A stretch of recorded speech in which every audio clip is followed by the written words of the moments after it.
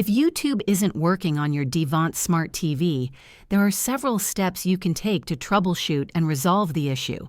Start by checking your internet connection. Ensure your TV is connected to a stable Wi-Fi network or wired Ethernet. A weak connection can cause buffering, playback issues, or even prevent the app from loading. Restarting your router and TV can also help resolve temporary glitches. Next, ensure the YouTube app on your Devant Smart TV is updated to the latest version.